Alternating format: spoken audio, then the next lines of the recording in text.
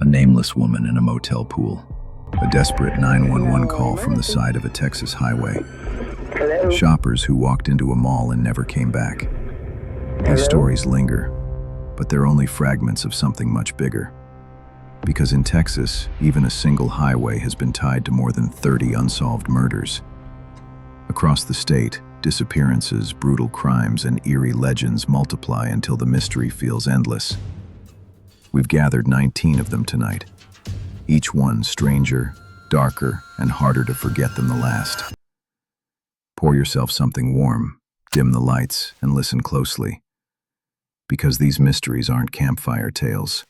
They're real. Subscribe if you haven't already, and tell me in the comments where you're watching from. It's always eerie to think how many corners of the world are leaning into the same story at the same time.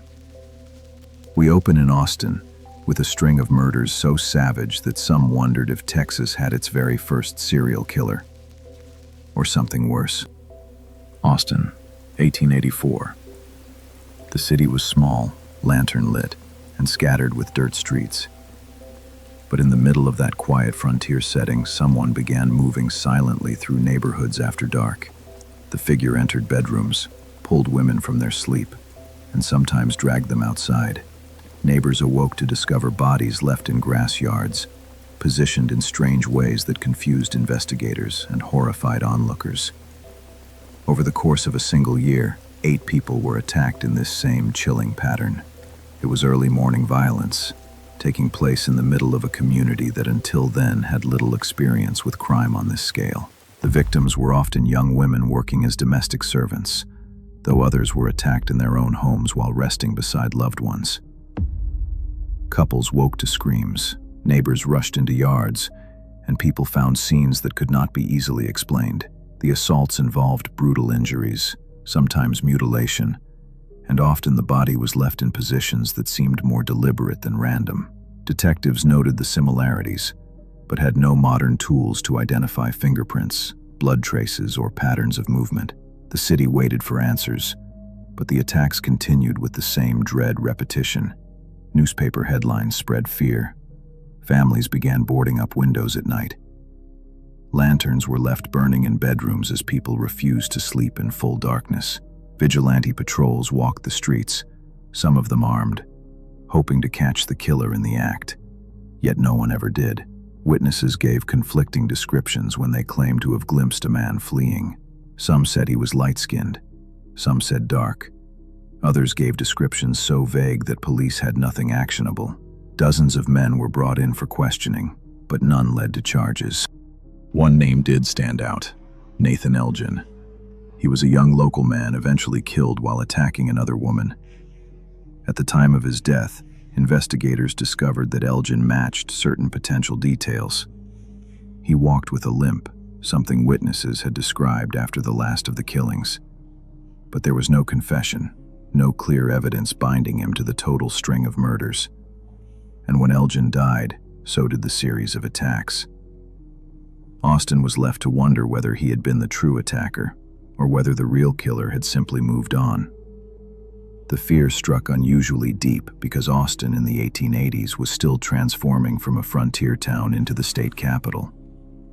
Its population was small. Most people knew their neighbors by name. The idea that someone inside such a close-knit community could commit these crimes pushed mistrust into every household. Parents locked children indoors and families whispered rumors late into the night. The killings ended suddenly, leaving no resolution. Historians now consider this figure America's first serial killer, striking 4 years before Jack the Ripper began in London. In Texas, he was remembered only as the servant girl annihilator, never identified, never caught.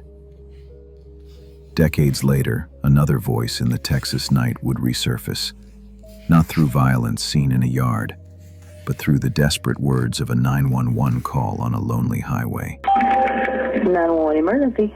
Yes, I'm in the middle of the field. It's like we're just pushing guys over. Right here going towards Javelin on both sides. My truck ran out of gas. There's one car here. You got to take the bitch to the woods. Please hurry. You need an ambulance? Yes, no, I need the cops. Is anybody hurt?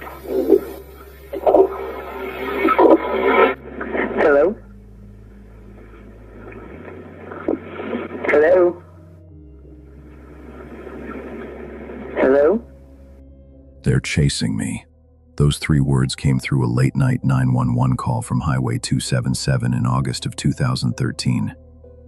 The caller was Brandon Lawson, a 26-year-old father of 4 whose truck had run out of fuel a few miles outside Bronte, Texas. The time was just after midnight, and traffic on that isolated stretch was almost non-existent. Brandon abandoned his vehicle near the shoulder and picked up the phone, his message sounding panicked, whispered, and confusing. To this day, that call remains at the center of one of Texas's most unnerving disappearances. Brandon had left his home late that evening after an argument. He was driving north on the barren highway with limited cell coverage when his truck sputtered and died, stranding him in near-total darkness. He called his brother for help, and that's when the story became tangled.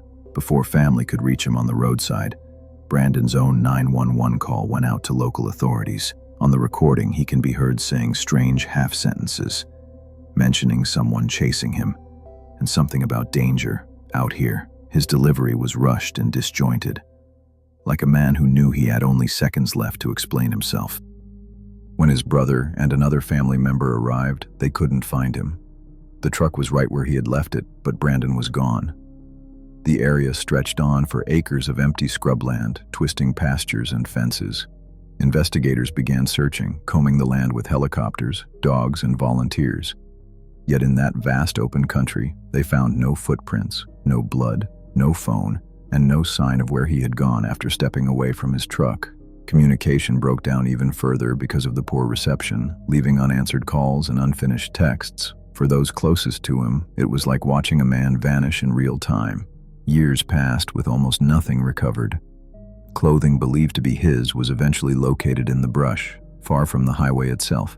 Then, in 2022, human remains confirmed to be Brandon's were identified near that same area. The discovery settled the question of whether he had died, but it settled little else. How he ended up there, and why his final moments sounded like a man convinced someone was chasing him, remains unsolved. The theories have circled online since the very beginning. Some argue that Brandon may have been under stress or paranoia fueled by substances, that those words on the call never reflected a real threat. Others believe he encountered something or someone dangerous in the rural dark. A smaller group suggests his words might connect to rivalries or criminal involvement. But every interpretation leaves gaps that no evidence has filled. Brandon's children, who were only young at the time, grew up with uncertainty. They only know their father through other people's memories and through a single distorted recording from the night he disappeared. That brief audio, shaky and unclear, is his only surviving voice left behind. Even with remains discovered, his call still hangs over the case, a chilling fragment of fear without explanation. Across Texas history, when no clarity arrives, the loss itself becomes the answer. And in Austin, another family's grief also began with a locked door, one closing shift too many. On the night of December 6, 1991, a small frozen yogurt shop in Austin was supposed to be closing for the evening. 4 teenage girls, 2 sisters and their friends, remained inside finishing their shift. Customers left, lights dimmed, and the quiet of routine closing fell over the store. But by morning, the building was reduced to a blackened shell. Firefighters responding to the blaze found a crime scene that shocked the city. Inside were the bodies of all 4 girls, murdered before the fire was set in an attempt to erase the evidence. The brutality became clear quickly. Each victim had been bound and attacked before the fire consumed the shop. Police traced signs of arson. Accelerants spread in different sections of the store. The burning was not random. It was chosen to hide what had been done. For investigators, the fire complicated nearly every step. Evidence was scorched, fingerprints destroyed, and the timeline blurred by smoke and rubble. Yet the sheer nature of what was found told them this was more than robbery or accident. It was calculated. Detectives worked the case relentlessly, describing it later as the most demanding investigation they had ever faced. Leads flooded in from people across Texas, but instead of clarity, confusion deepened. Several young men were brought in and interrogated. In time, they offered confessions, but inconsistencies and mistakes in those statements raised doubts. Some of the information seemed fed to them rather than volunteered. When those cases reached trial, multiple convictions were overturned after appeals showed how unreliable the evidence really was. What should have been closure for the families dissolved into years of legal back and forth. Parents sat through each court date only to watch the indictments collapse. Relatives still kept photographs on mantels, but the possibility of justice moved further from reach. Investigators retired, replaced by new detectives who also failed to move the case forward. Over the years, lab tests improved, and the promise of DNA offered hope. Yet when samples from the scene were re-examined decades later, they didn't confirm what many believed. They clashed with earlier accounts, raising the likelihood of unknown suspects who had never even come under suspicion. The families were left again with no certainty, only harder questions. The girls lost that night were ordinary young people whose lives should have been unremarkable in the best sense. Sisters who teased each other, friends who spent time working part-time jobs and planning weekends. Instead, their names became tied to one of the most infamous cold cases in Austin's history. Even today, investigators still describe the case as one of the city's darkest open wounds.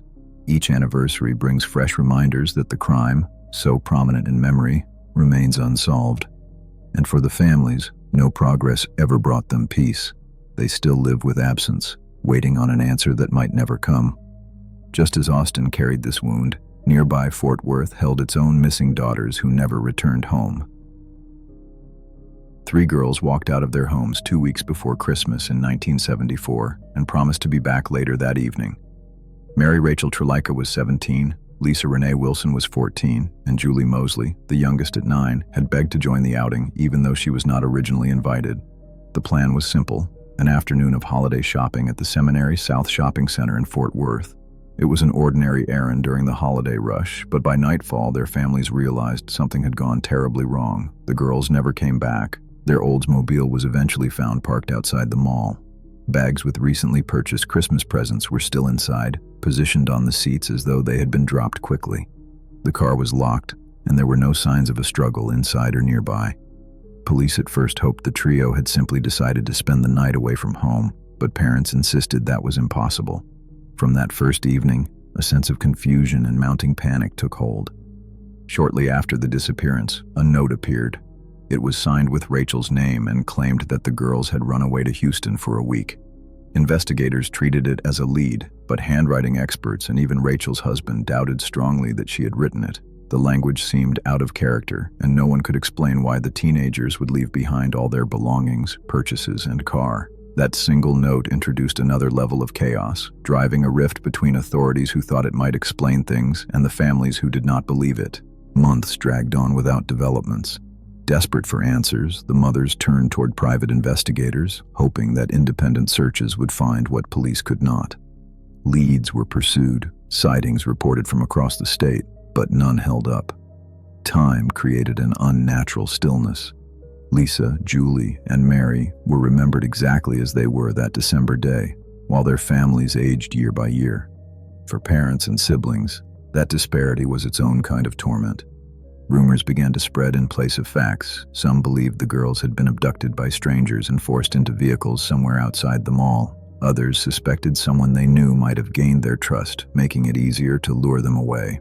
Over decades, theories expanded into darker territory, including organized trafficking or even law enforcement misconduct, but no physical evidence ever confirmed any of them.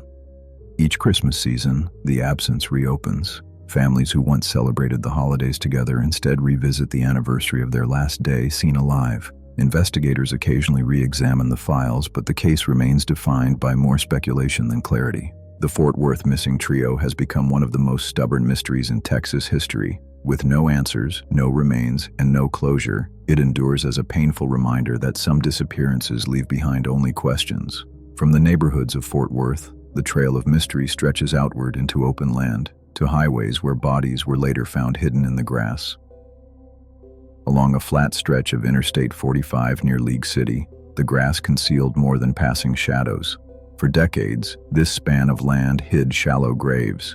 Between the 1970s and the late 1990s, young women began vanishing along the highway, their remains later discovered in the same isolated fields. The number grew into the dozens, and the area earned a name that still causes unease: the Texas Killing Fields. The setting itself looked ordinary. Abandoned oil patches broke apart stretches of marsh and pasture land. On maps, the space seemed empty, nothing but fields of weeds and water ditches. Yet again and again, it became the final place where missing women were found. Most were teenagers and young adults.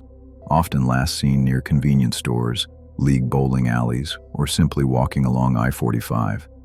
Their disappearances stretched over years, long enough that families began to notice the frightening pattern before investigators fully did.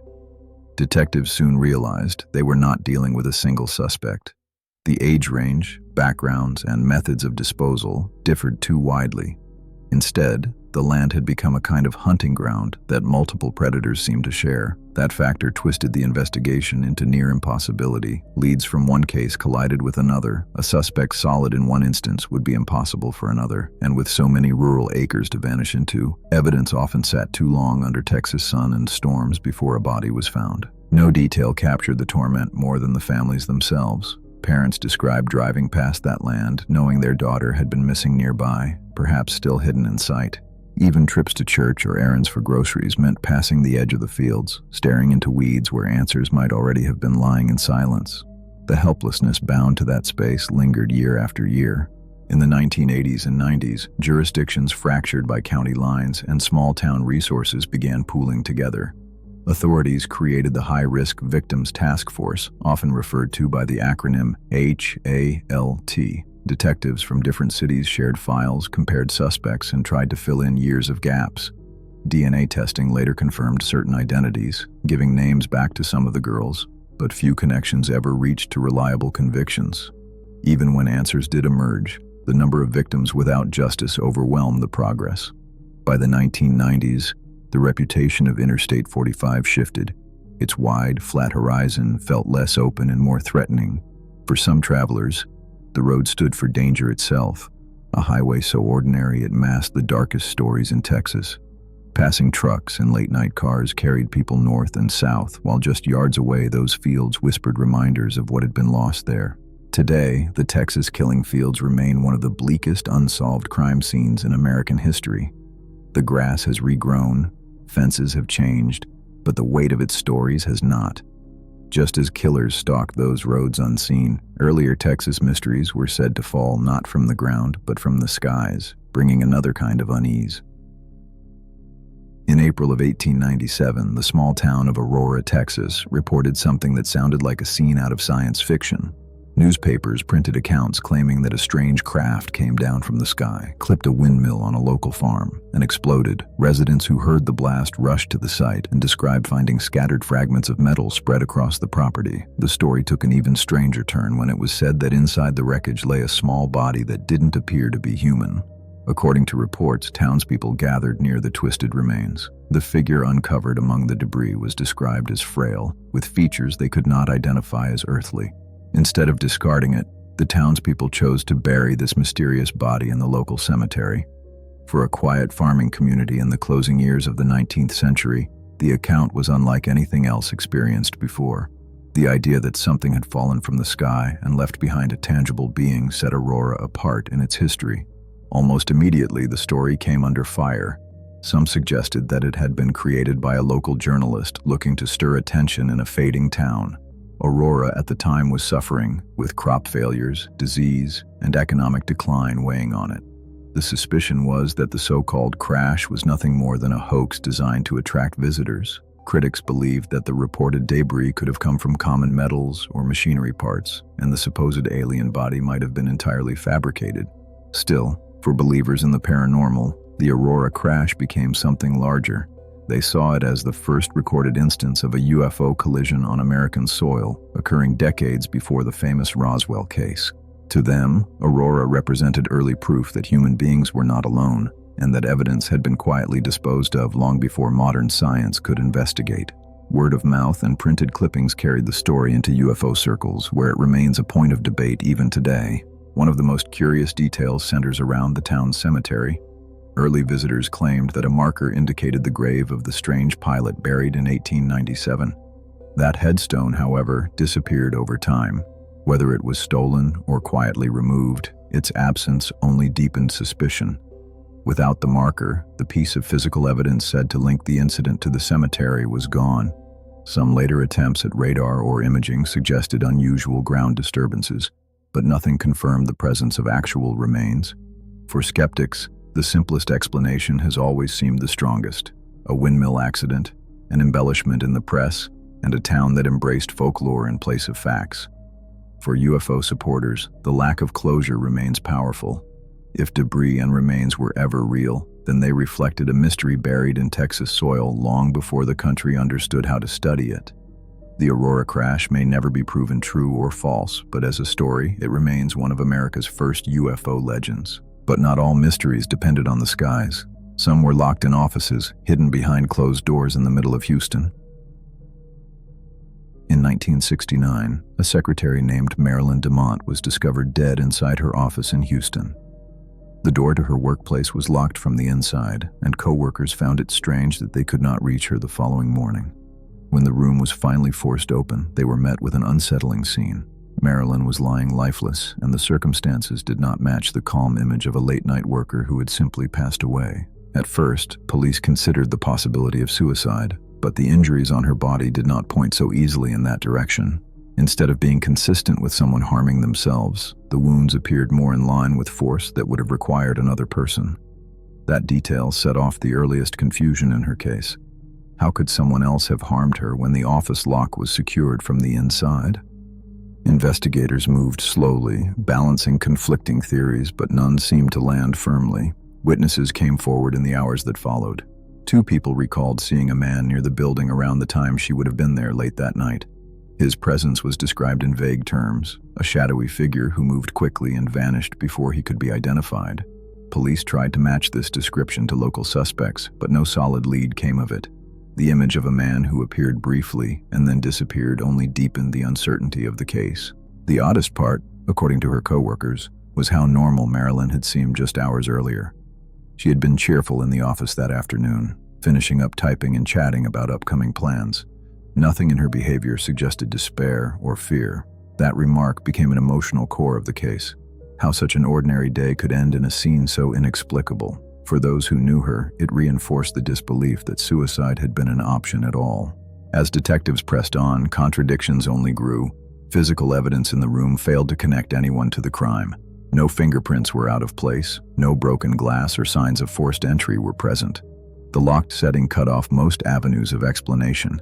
If someone else was involved, they had managed to escape a sealed room without leaving behind the ordinary clues police usually relied on.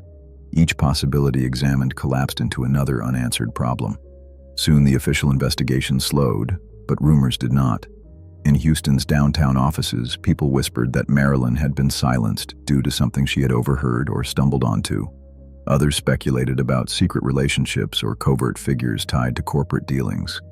These theories spread more widely than proven evidence, shaping her case as part tragedy and part unsolved legend.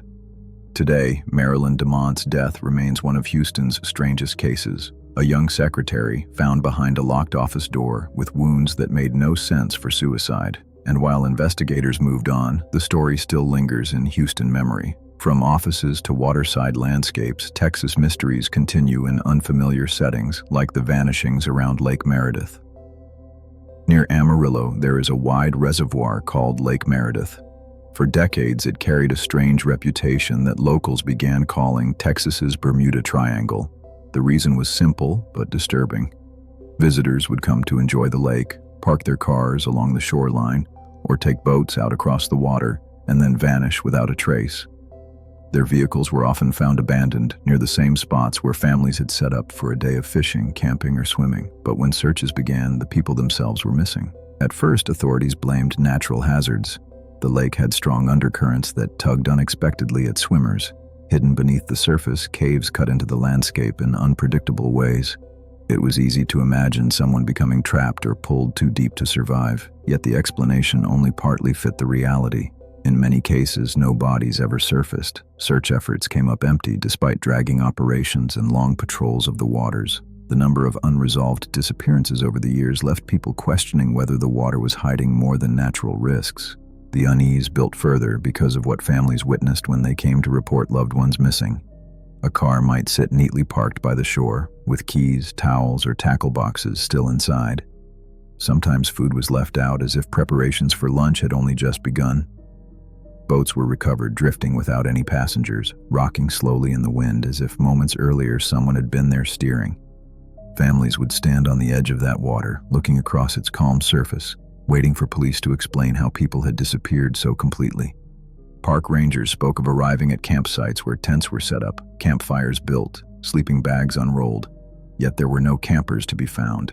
These abandoned setups unsettled even veteran personnel. The missing did not leave notes, obvious personal troubles, or trails to follow. In reports collected over the years, the pattern repeated often enough that the stories began to feel linked. As time passed, the lake's reputation took hold in the local culture. People repeated stories about visitors stepping too close to the shoreline and never returning, or of boats vanishing into sudden fog. While some dismissed these details as folklore added on later, the core tragedies remained undeniable. Real people went missing, and their remains were rarely recovered. The legend grew on top of that record, until Lake Meredith became known less for recreation and more for its aura of loss. From the 1970s through the 1990s, the disappearances never followed a single clear thread. Different ages, different backgrounds, sometimes families, sometimes lone travelers, all scattered across decades but united by the lake itself. Each case reinforced the uneasy nickname, solidifying the image of Meredith as a place where the water swallowed people whole. The lake today still carries that dual reputation, both natural destination and symbol of unanswered endings.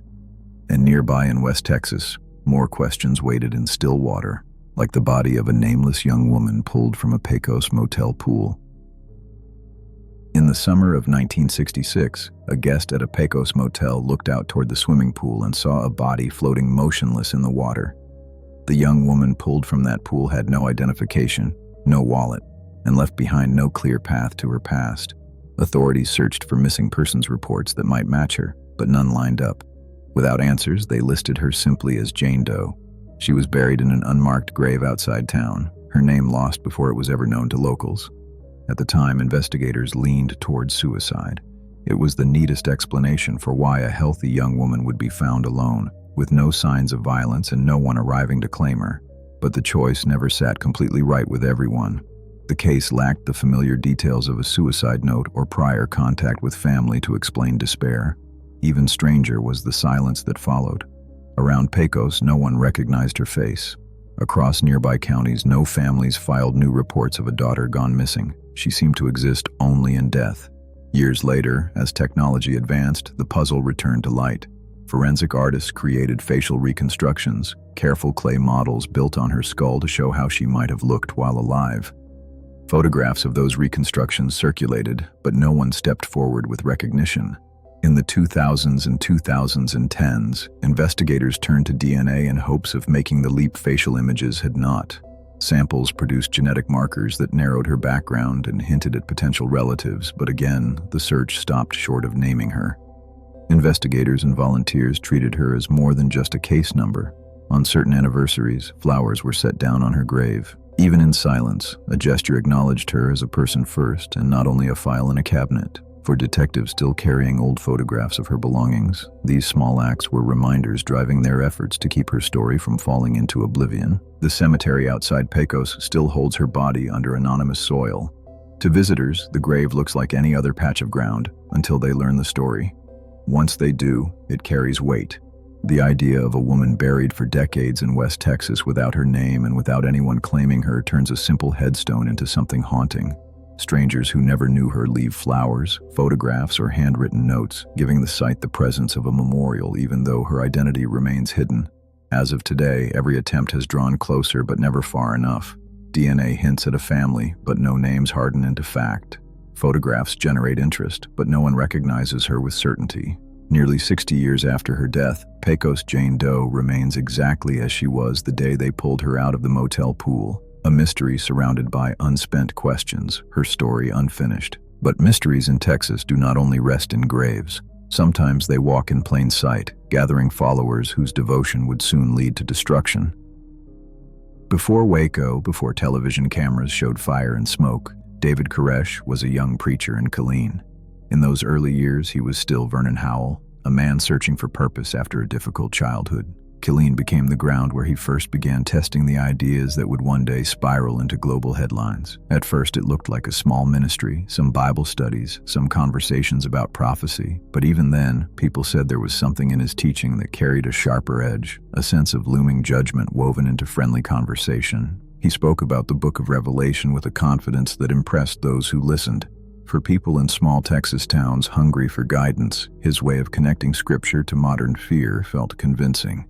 His charisma made him approachable, but behind the warmth he began to introduce claims that he possessed divine insight. The theme of apocalypse showed up early, long before the world had ever heard of him. While most preachers in the area spoke about salvation and family, Koresh leaned more on doom, end times, and the role he personally claimed to play in that unfolding. Those who left his circle would later explain that changes in their lives happened quickly.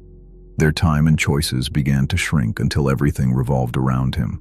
Personal relationships that had existed for years, marriages, friendships, family connections, were altered or cut off altogether. Koresh presented himself as the authority whose approval mattered above any other. Followers said their autonomy began to disappear. Control came not through violence but through direction so steady and insistent it reshaped daily routines. In Killeen, ordinary households experienced this shift firsthand. People described giving up savings, giving up long-held plans, because he had spoken of a mission larger than them all. Once he taught them that the end was near. Normal milestones, weddings, careers, children, lost importance. Some began to view leaving him as a spiritual risk equal to betrayal. These were subtle pressures, invisible from outside, but they built a private environment of control. What neighbors noticed was different. To them, he seemed another young man interested in faith, a religious figure experimenting with his role. But inside his group, a more complex landscape was forming. In retrospect, former followers traced the blueprints from Killeen all the way to later bloodshed. His direction over them, his claim of divine revelation, and his focus on a coming storm were already set years before a siege would make him infamous. These stories remind that tragedies rarely start at the moment they explode onto front pages. They often begin in whispers, in early manipulation, in local rooms where few are watching. David Koresh's roots in Killeen stand as proof. He was already shaping devotion, rewriting lives, and laying foundations for one of America's darkest standoffs long before Waco burned. And whispers themselves shaped other Texas legends, like tales of a woman with the face of a donkey waiting for motorists on San Antonio's back roads. Drivers in San Antonio have long shared the same unnerving story. They claim that near certain bridges and back roads a figure appears in the dark. At first glance she seems like a woman, but her face is that of a donkey. For some motorists, the encounter lasts only seconds, headlights catching unfamiliar eyes at the edge of the road, yet the image lingers in memory far longer than the drive itself. She is known locally as the Donkey Lady, and her presence has haunted the city's folklore since the mid-20th century. The legend began to circulate after the 1950s, passed along mostly by children and teens daring one another to visit her supposed territory. The most common setting given for the sighting is the Applewhite Road Bridge, a quiet spot set back from the bustle of the city. Over the years, that bridge became central to the story, a fixed place where people could test their courage by driving at night and waiting to see if she appeared. The fact that the bridge exists gives the myth weight. It is not an imaginary backdrop. It is concrete, visible, and still stands, making the story more tangible. One of the darker versions of the tale explains her appearance as the result of a fire. In this telling, she had once been human, badly burned in an accident or sometimes in an intentional attack, leaving her face disfigured. Unable to return to her old life, she was said to retreat into isolation, cursing those who wronged her. Over time, the deformity was exaggerated in retellings until children began insisting she bore the head of a donkey. Whether meant literally or as metaphor, that image took hold, making her too strange to forget. Locals who swear they've encountered her recall details they cannot shake. Some tell of driving near the bridge and spotting glowing eyes waiting in the brush. Others report sudden tapping sounds on their car hoods or scratch marks left on the paint after she retreated into the dark. In certain versions, her presence is marked not by sight but by sound, with chilling brays echoing through the night where no animals were present. These shared experiences, real or imagined, ensured the legend grew stronger over time. Skeptics dismiss the Donkey Lady as nothing more than a campfire tale amplified by low visibility on rural roads. They cite headlights reflecting off animals or the normal tricks of peripheral vision when a driver enters wooded areas at night. Regardless of explanation, belief in her persists. Important here is not whether witnesses truly saw her, but how entire communities have carried her story for generations. Children repeat it to one another as they outgrow fears of the dark. Teenagers still test the bridge at night on dares. Adults remember their own childhood brushes with the name and speak of it the same way ghost stories are passed down anywhere else. The donkey lady has never needed evidence to continue. She has survived through repetition, through whispered dares, and through uneasy moments behind the wheel. Folklore or not, she remains Texas's most enduring roadside specter. And while ghostly legends linger in stories, some Texas tragedies were rooted in reality, like the abduction of Amber Hagerman. On January 13, 1996, 9-year-old Amber Hagerman left her grandmother's home in Arlington with her little brother. They took their bikes to a nearby abandoned grocery store parking lot, a place where local kids often rode. Her brother headed home first, leaving Amber to circle the lot a few more times. That was the last time her family saw her alive. A neighbor across the street later reported seeing a man force her off her bike and into the cab of a dark pickup truck before speeding away. The abduction happened in broad daylight, only steps from nearby homes. Police arrived quickly, searching the neighborhood and broadcasting her disappearance across the region. Hundreds joined the effort over the next several days. Flyers were distributed, tips poured in, and patrols combed the area. 4 days later, Amber's body was found in a creek bed only a few miles from where she had been taken. The discovery ended hope, but also intensified the search for the man responsible. Despite the attention, the investigation struggled. Witnesses could only describe fragments, a truck color, a vague description of a man, uncertain about height and features. Dozens of people were brought in for questioning, but no arrest followed. Police collected more than 5,000 tips over the years, each one raising brief hope, but the case remains unsolved. Officers in charge admitted frustration that such a public crime, occurring in daylight, could disappear into silence so quickly. For the Hagerman family, grief became permanent. But from that grief also emerged a system meant to prevent other families from facing the same fate.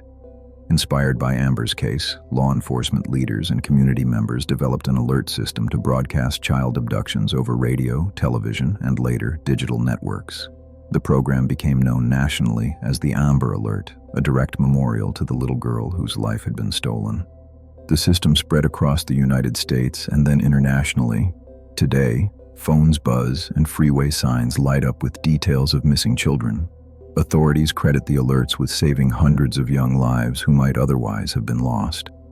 Investigators often speak with pride about the system as one of their greatest tools, but they also admit the bitter truth at its core. Amber herself did not receive the help of the system that bears her name. That tension remains the most haunting part. On one hand, Amber's case spurred a measure that has protected countless children worldwide. On the other, her killer still walks free, unidentified nearly 3 decades later. In Arlington, her name sits on playgrounds and parks, remembered by families who know her story, and in police files, it sits on the cover of a case still waiting for resolution. Decades later, the absence of arrest still hangs over her story, making her case one of Texas's most tragic. From this unclosed wound, we turn to another killer whose identity slipped away, remembered only as the Phantom of Texarkana. In the spring of 1946, couples parking on quiet roads around Texarkana thought they were safe in the still night. The town sat just across the Texas-Arkansas border, a small community adjusting to the years after the war. But as people sought privacy on the back roads, a figure began waiting for them in the dark. He wore a white cloth mask or sack cut with holes for the eyes and carried a gun. His appearance was sudden, violent, and terrifying. Over the course of 10 weeks, he became known only by a name whispered with fear: the Phantom Killer. The attacks always struck lovers' lanes or secluded dirt roads. In each case, a man with a mask stepped from the shadows and ambushed parked couples. Some victims were killed immediately. Others were beaten, shot, or left for dead before help arrived. By the time spring turned to summer, 5 people had been murdered and 3 more left wounded. Those who lived carried memories of a faceless attacker who emerged without warning and disappeared again into open fields. The violence unsettled Texarkana in ways the town had never experienced. Residents began locking their doors and windows, something rarely done before. Hardware stores sold out of guns and ammunition. Farmers who normally left equipment outside by nightfall started patrolling their fences with flashlights and rifles. After sunset, the city felt like it had gone under siege. Rumors grew around every corner, and people whispered about who the Phantom might be. Police resources were stretched as the manhunt gained momentum. Local law enforcement sought larger support, and soon the Texas Rangers arrived, joining in the search. Roadblocks, nightly patrols, and sweeps of wooded areas were set up. A few men were arrested and brought forward as suspects, one even facing charges, but evidence never held strong enough to pass in court. Each time the legal process began to move, it collapsed. Without fingerprints, confessions, or direct links, nothing tied one man to the series of murders. For survivors, the attacks turned personal memory into public terror. One couple described being parked when the masked man shone a flashlight into their car, ordering them out before opening fire. Another victim recounted how an ordinary night just outside town unraveled into chaos, a safe place transformed into a site of violence. These accounts humanized the fear. They showed that what seemed like everyday young love and leisure could end in slaughter within seconds. With no resolution, the case soon passed into something larger than crime reports. It became an urban legend, a story retold each generation about the faceless predator lurking on back roads. The Phantom Killer embodied the idea of danger without motive, a figure who represented fear itself. Decades later, his identity has never been proven. The attacks stopped as suddenly as they began. For Texarkana, the Phantom vanished, leaving behind echoes of nights when headlights on a dirt road promised nothing but dread. In Texas's vast horizons, though, some mysteries never held human form at all. They shimmered instead as glowing lights no bullets could ever stop. Out in the desert near Marfa, glowing orbs drift across the horizon just above the ground. Locals describe them as spheres of white, yellow, or red light, flickering in clusters or hovering alone. They move in silence, sometimes splitting apart, sometimes merging again, before fading into the darkness. Travelers along Highway 91st mistake them for headlights, but as the minutes pass, the movement doesn't match any road or vehicle. The lights seem to hover in open desert where no road or trail exists. Reports of these strange orbs go back well over a century. Settlers in the 19th century spoke of lights blooming over the desert at night, long before cars ever came near the area. Later, ranchers and drivers on remote dirt roads added their own accounts, describing how the lights could appear without warning, then vanish just as quickly. They became a fixed part of local life, known simply as the Marfa Lights, even when no one agreed on their origin. Theories have been divided for generations. Skeptics point toward natural explanations, claiming that the desert has temperature layers that bend and refract light, creating mirages. Others argue that traffic miles away is refracted to appear closer, bouncing across atmospheric waves until it looks like floating balls of light. But believers turn away from science and remind that sightings came long before highways reached the region. Some link the lights to the spirits of Spanish conquistadors said to have perished in the desert. Others treat them as signs of extraterrestrial presence, hovering on the landscape as scouts from elsewhere. Visitors still gather on the edge of town to witness the strange sight. A viewing area sits along Highway 90, where groups of travelers line up late at night, staring out into the horizon. People describe the moment when orbs of light form into view, weave through the ground, and either dance with one another or disappear in unison. It is not rare for multiple cars to pull over as strangers together decide that they may be looking at something unusual. The shared silence of waiting becomes part of the atmosphere, until a flicker near the earth sets whispers moving through the group. Scientific teams have made several attempts to solve the phenomenon. On some nights, they recorded clear correlations between the orbs and distant traffic patterns, concluding that headlights could explain part of what people were seeing. But not every night fit that explanation. On more than one occasion, unexplained lights appeared where maps confirmed no roads at all. Even systematic research failed to end the mystery, leaving at least part of the phenomenon resisted by science.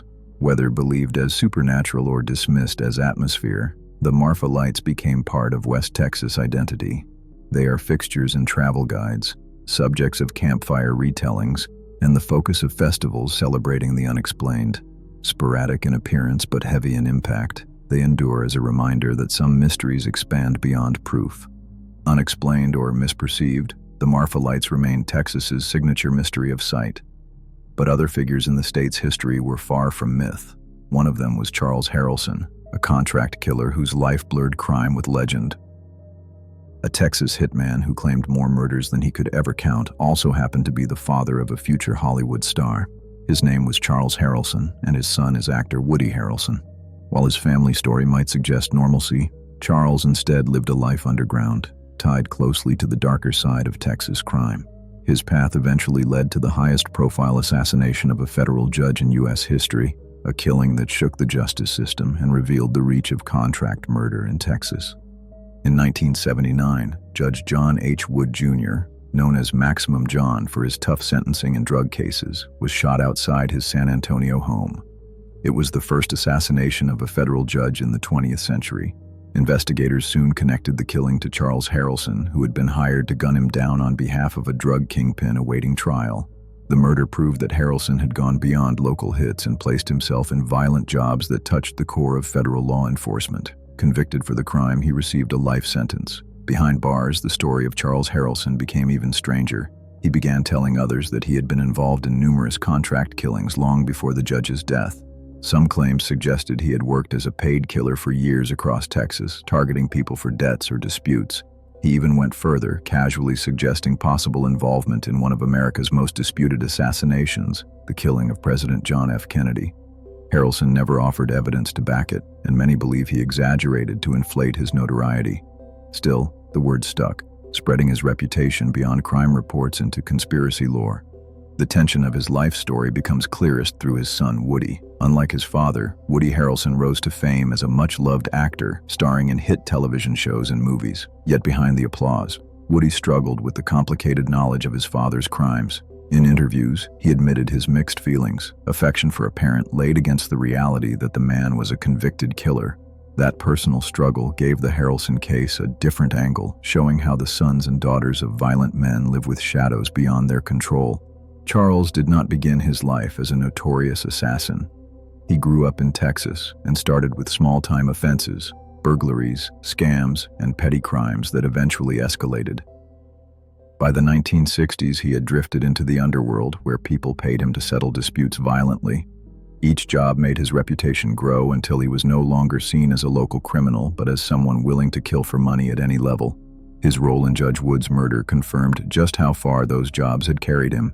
He spent the rest of his life behind bars, dying in 2007. Even in death, his story remains half true crime and half legend, a man remembered both for an undeniable killing and for conspiracies he may have invented. His name became larger than the facts, and just as Charles Harrelson's actions created legends of destruction, entire Texas towns also disappeared, swallowed beneath the waters of Lake Whitney, like Tawash. Beneath the surface of Lake Whitney lies the drowned remains of a Texas settlement once called Tawash. Long before the water covered it, the town had grown around the banks of the Brazos River. Founded in the 1850s, Tawash built up simple mills that powered grinding stones, homes that spread across the riverbank, and a post office that kept it tied to the rest of the state. For years, it stood as a small but steady community, part of the wave of towns fueling Texas's growth during the 19th century. By the 1880s, it had shops, farmland, and churches, all lined close to the water that gave it life, but that same water would eventually erase every trace of it. In the mid-20th century, plans emerged to build Lake Whitney as part of the Brazos River Flood Control Project. The reservoir promised to reduce destructive flooding, generate hydroelectric power, and provide a long-term water supply for the region. Communities along the way were forced to make way for progress, and Tawash fell directly in the path. Families were relocated, homes dismantled, and properties abandoned to be flooded. By the time construction was complete, the entire town was gone beneath rising water, erased from maps, though not from memory. Older residents later described what vanished with the project. They spoke of church bells that once called families to service, of the rhythmic creak of mill wheels on the riverbank, of a place where neighbors stopped in front of the post office to trade news. These details painted Tawash as more than just an entry in a flood report. It had been a living community, and its drowning meant not only the loss of buildings, but the end of daily rituals that made it a home. Relocation scattered ties, leaving these memories as the last traces not carried under the lake. Decades after the town's disappearance, a belief took shape among people who fished or boated on Lake Whitney. They told stories of strange sounds rising from the calm water late at night. Most often it was said to be church bells, faint metallic tolls, far too deep in pitch to be explained by animals or ordinary noise. These stories grew with each retelling, powered by the knowledge that a church had once stood right where the water now spread wide. Whether or not anyone truly heard bells beneath the waves, the suggestion was enough to give Tawash its unsettled reputation.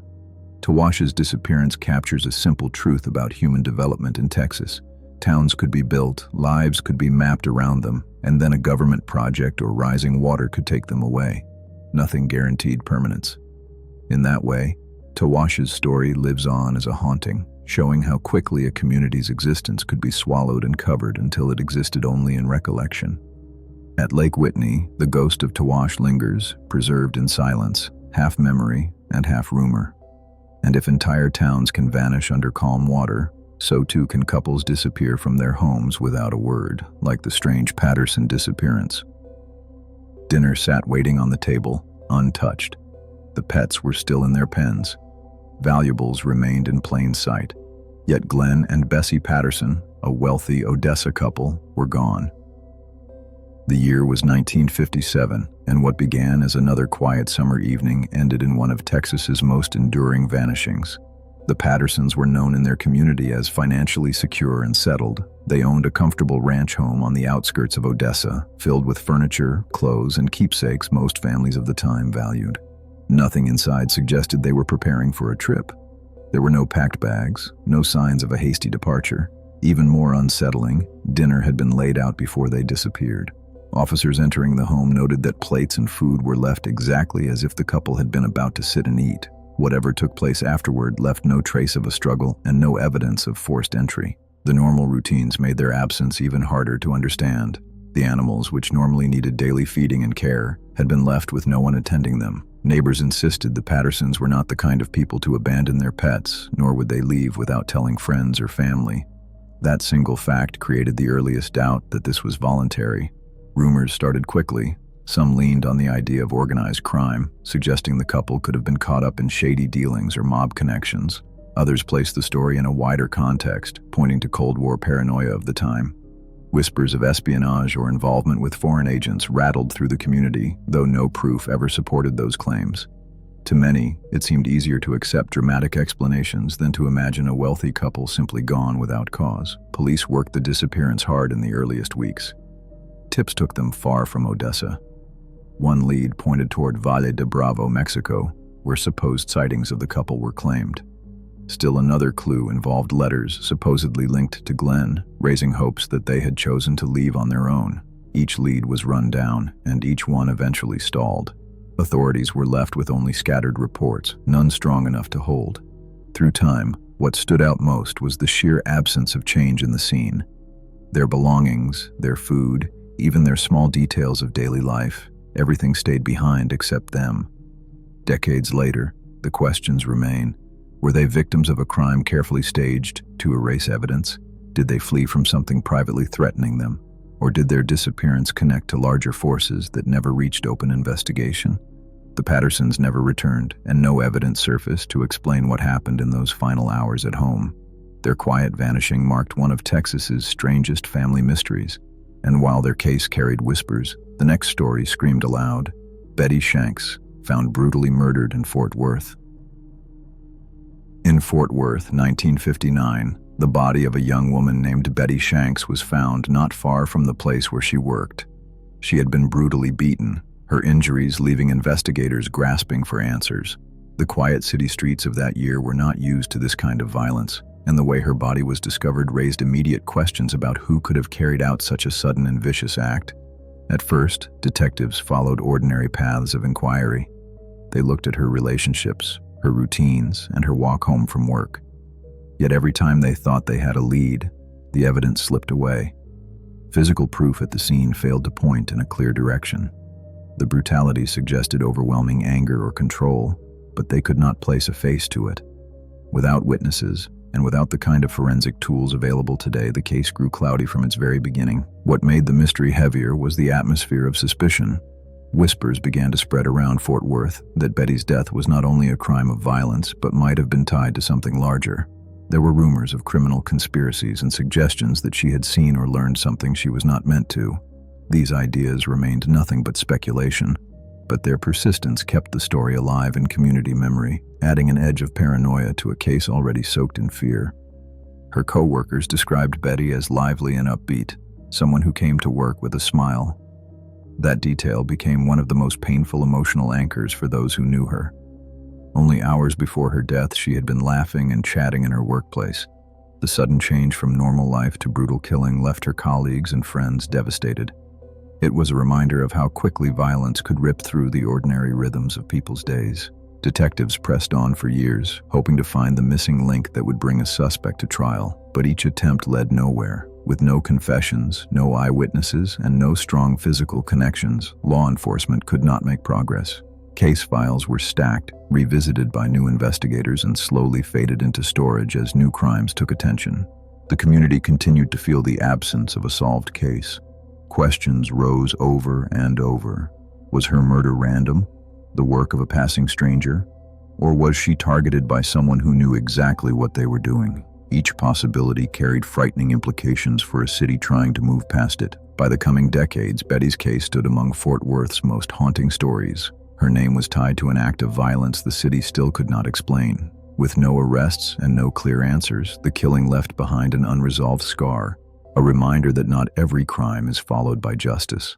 As crime and rumor blurred together in that case, Texas would later face another moment when violence and secrecy took over headlines worldwide: the Waco siege.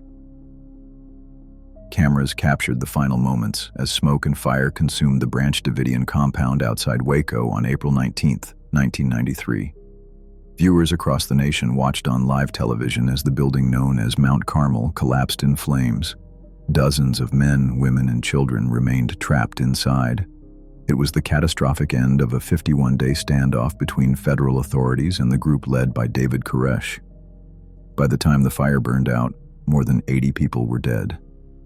The events began weeks earlier on February 28th, when agents from the Bureau of Alcohol, Tobacco, and Firearms attempted to raid the compound. They had been investigating illegal weapons and explosives believed to be stockpiled inside. What began as a raid erupted into a deadly gunfight, leaving 4 agents and 6 Davidians dead. Among the wounded that day was David Koresh himself. After the failed raid, the compound was surrounded, and the Federal Bureau of Investigation took over. The siege that followed turned Waco into the focal point of national attention. Negotiations carried on for weeks. The FBI tried to convince Koresh and his followers to surrender, while the Davidians resisted, claiming they were prepared for an apocalyptic confrontation. Families waited outside the lines of fire, hoping to see loved ones released, and some children were allowed to leave. Yet most remained inside, locked in step with Koresh's instructions. Patience drained as the weeks continued, and supplies within the compound dwindled. Every day, the standoff grew heavier, its outcome uncertain but increasingly ominous. On April 19th, Attorney General Janet Reno approved a final push to end the standoff. Armored vehicles rolled in, inserting tear gas into the compound's walls, while loudspeakers urged those inside to come out.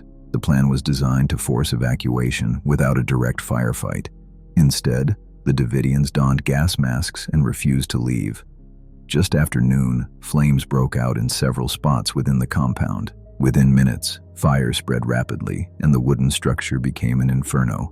As cameras broadcast the scene, it was clear that those remaining inside would not escape. When the fire was over, the devastation was total. David Koresh lay dead, along with dozens of his followers.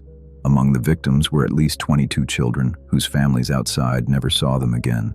Survivors later spoke with grief about the loved ones they lost, remembering the chaos of that final day. The blaze itself remains a contested subject. Federal agencies claimed the Davidians had started it, while survivors argued tear gas and tanks directly contributed to the fire. Years later, the government admitted that incendiary tear gas devices were used, fueling lasting outrage and suspicion. The Waco siege quickly became more than a crime scene. It symbolized wildly different things depending on perspective. To some, it reflected government overreach and reckless force. To others, it showed the danger of armed apocalyptic cults. Media coverage magnified the divisions, and extremist narratives grew around it. What began as a raid on an isolated compound ended as one of the darkest chapters in American history. Waco remains Texas's most haunting modern spectacle, a moment where faith, violence, and authority met in fire. Texas holds more unanswered grief than any single solution could ease. Across the state, every open field or forgotten road seems tied to a story that never truly ended. Families of the missing or murdered carry those questions for lifetimes, shaping the memory of whole communities around what was taken. What unites these mysteries isn't the land itself, but the people who keep asking. Investigators, parents, siblings, and neighbors continue searching for clarity even when decades pass without progress. Every town and highway carries another story waiting just below the surface, a reminder that not every silence is empty. These stories prove that Texas doesn't just tell history, it hides it. Which one of these mysteries do you think deserves answers the most?